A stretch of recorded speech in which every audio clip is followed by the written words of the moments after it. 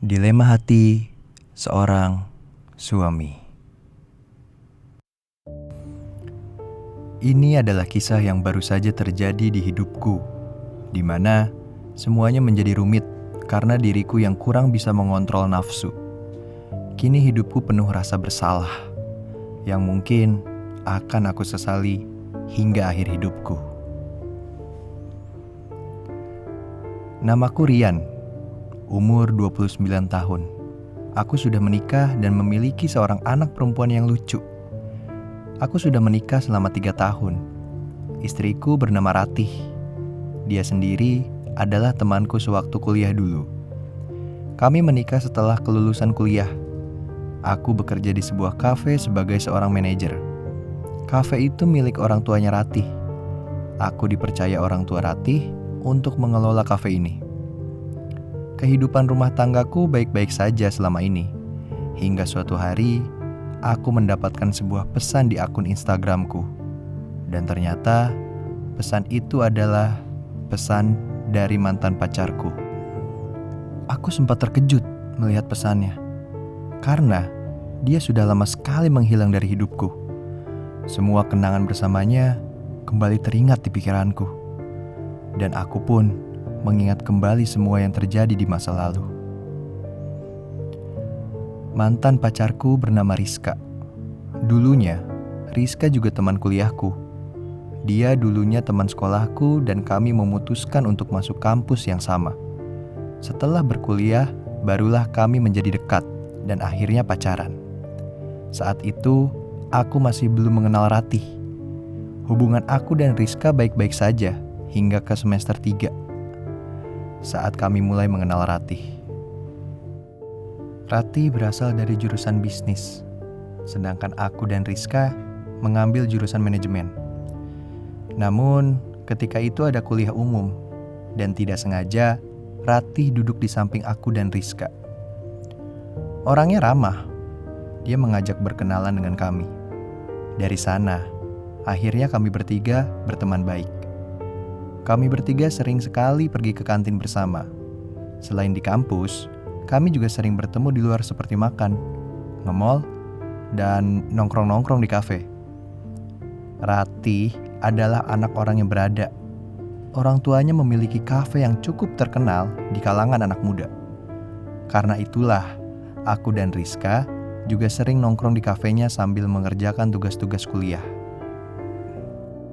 Begitulah rutinitas kami bertiga saat kuliah dulu. Kami berteman cukup lama.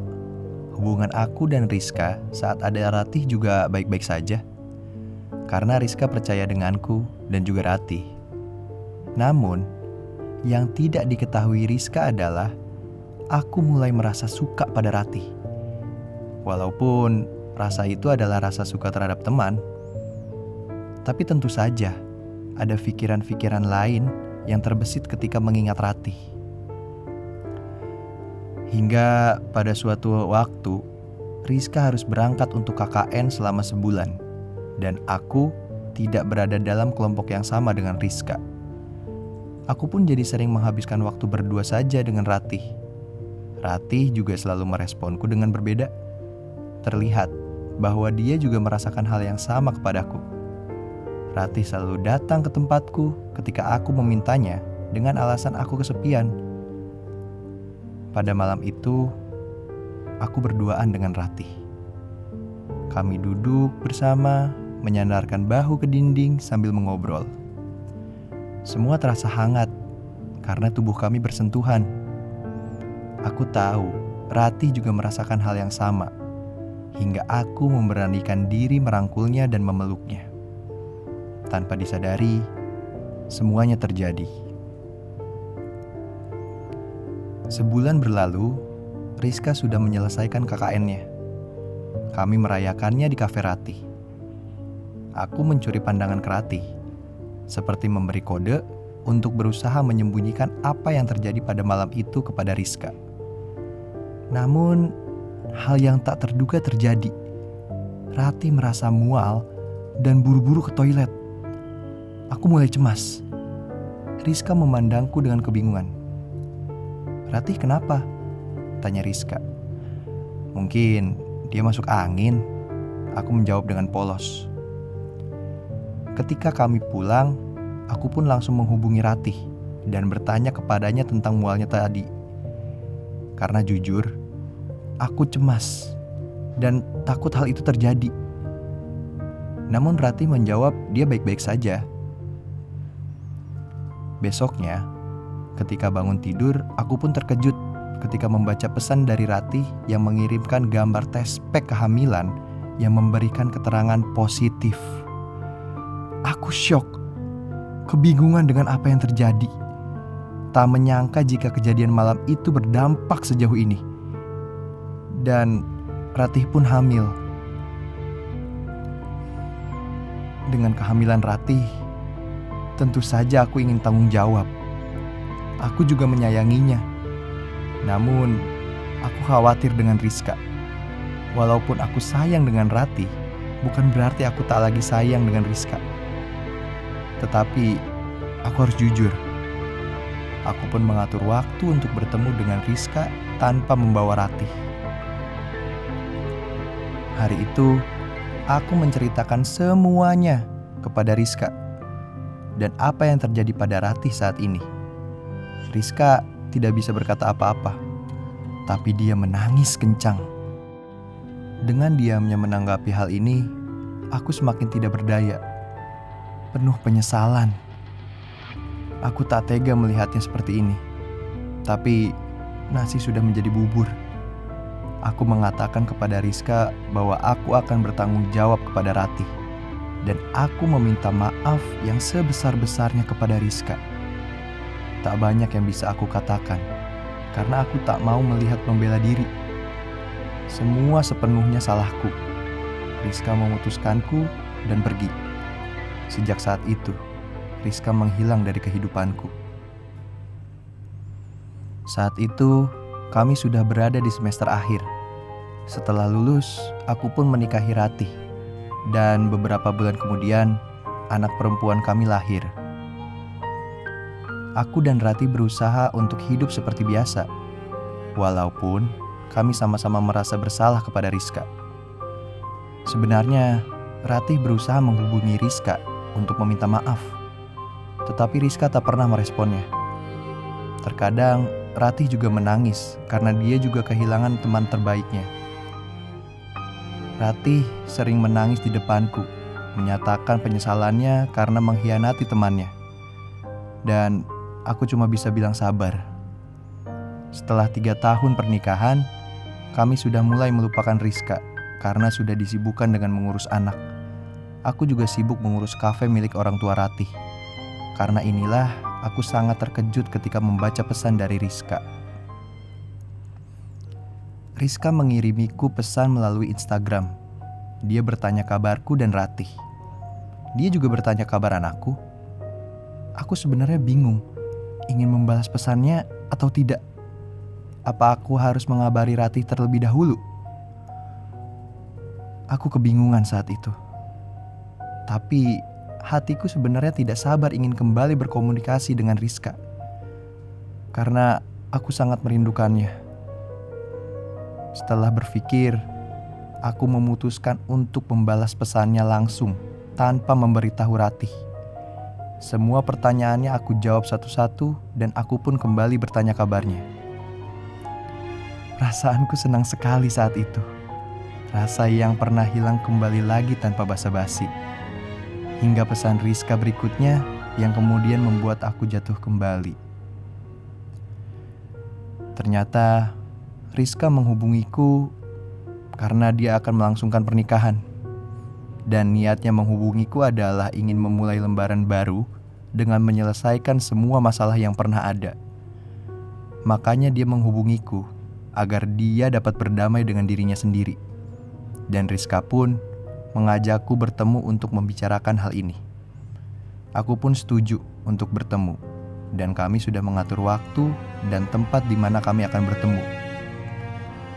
Aku merahasiakan hal ini dari Ratih karena aku ingin menyelesaikan masalah ini berdua dulu dengan Rizka. Datanglah hari pertemuan itu. Aku menunggu Rizka di sebuah restoran yang sering kami datangi dulu. Tak lama menunggu, terlihat Rizka berjalan dari pintu masuk restoran menuju ke mejaku. Aku pun tersenyum senang melihatnya dari kejauhan. Hatiku kembali berbunga-bunga. Rizka pun datang menghampiriku dan kami bersalaman. Pertemuan itu berlangsung dengan baik. Rizka terlihat baik-baik saja. Aku sempat mengucapkan kembali kata maaf. Namun Rizka memotong. "Sudahlah, aku udah gak apa-apa kok," jawab dia dengan tersenyum manis. Aku bahagia melihat dia seperti ini. Memang beginilah sosok Rizka. Dia seorang yang bersifat dewasa. Itu yang dulu membuatku jatuh cinta kepadanya. Bahkan sekarang, rasa itu tidak pernah berkurang. Aku memegang tangannya dan berkata, "Makasih ya Riz, kamu memang yang terbaik." Rizka membalas dengan senyumannya. Rizka pun mulai membicarakan pernikahannya. Dia akan menikah 2 minggu lagi, dan dia akan pindah mengikuti suaminya tinggal keluar kota. Hatiku sedikit sesak mendengarnya. Walaupun aku sudah memiliki Ratih dan anakku, perasaanku ke Rizka tetap sama. Bahkan sekarang menguat kembali. Aku akan kehilangan dia kembali. Dan sekarang lebih jauh. Ada rasa takut kehilangan. Tapi aku tak berhak mengatakannya. Namun, aku mencoba memberanikan diri untuk berkata kepada Rizka bahwa aku ingin memeluk dan menciumnya untuk yang terakhir kali. Rizka menolak dan berkata, "Ngawur ah kamu Yan." Aku pun menjawab, "Aku serius Riz. Aku pengen banget meluk dan cium kamu. Kangen banget aku." Kata-kataku terdengar sedikit memaksa sih. Tapi aku tak tahan melihat Rizka ada di depanku, membuat semua rasa itu kembali. Dengan sedikit memelas, akhirnya Rizka pun setuju. Aku mengajaknya ke mobilku. Di sana, akhirnya aku bisa memeluknya erat dan mengelus rambutnya. Aku pun memberanikan diri menciumnya dan dia tak menolak. Aku yakin dia juga merasakan hal yang sama kepadaku. Niatku yang awalnya cuma ingin memeluk dan menciumnya pun berkembang menjadi hasrat untuk lebih jauh mencapai bagian tubuhnya yang lain. Rizka menepisku sekali. Tetapi ketika aku mencoba sekali lagi, dia pun membiarkanku. Karena akhirnya kami setuju untuk melakukannya kembali. Aku langsung mencari hotel di sekitar. Setelah dapat, kami pun masuk bersama. Yang ada di pikiran kami adalah ingin melepas kerinduan untuk terakhir kali. Akhirnya kami pun melakukannya. Keinginanku untuk melakukan ini terakhir kali dengan Rizka akhirnya terpenuhi. Aku mengatakan agar dia bisa bahagia dengan pernikahannya nanti. Kami berpisah kembali setelah hari itu. Rizka mulai sibuk mengurusi pernikahannya. Aku pun tak pernah mengatakan apa-apa ke Ratih. 3 minggu berlalu. Di dalam hati, aku bertanya, bagaimana keadaan Rizka sekarang? Apakah pernikahannya lancar? Panjang umur. Tak lama setelah memikirkannya, aku pun kembali mendapatkan pesan dari Rizka. Lagi-lagi seperti dejavu, Rizka mengatakan jika dia telat datang bulan. Jantungku langsung berdebar kencang. Lagi? Aku bertanya dalam hati. Pikiranku mulai kacau. Bagaimana jika Rizka juga hamil? Dan kekhawatiranku terjadi. Besoknya Rizka mengabariku kalau dia hamil. Rizka pun bingung setengah mati. Begitu juga denganku. Pernikahannya baru berusia 5 hari dan dia sudah positif hamil. Walaupun dia melakukan hubungan juga dengan suaminya, tapi Rizka yakin dia sudah hamil sebelum hari pernikahannya. Karena dia sudah telat seminggu. Hari itu aku mencoba menghubungi Rizka. Aku menelponnya dan membicarakan bagaimana kelanjutan masalah ini. Namun, Rizka telah memutuskan untuk tetap merahasiakannya dan tetap melanjutkan hubungannya dengan suaminya. Dia berharap suaminya tak pernah tahu akan hal ini. Begitu juga aku. Sampai saat ini, aku juga merahasiakan hal ini kepada Ratih. Dan setelah itu, aku dan Rizka berjanji untuk melanjutkan hidup kami masing-masing. Namun, aku berharap suatu saat nanti Rizka akan mengabariku lagi. Tahun demi tahun berlalu. Kehidupan kami berjalan mulus. Namun, ada sebuah kekhawatiran yang selalu muncul di benakku. Apakah rahasia ini akan tertutup rapat-rapat? Apakah aku dan Rizka bisa terus hidup dengan tenang?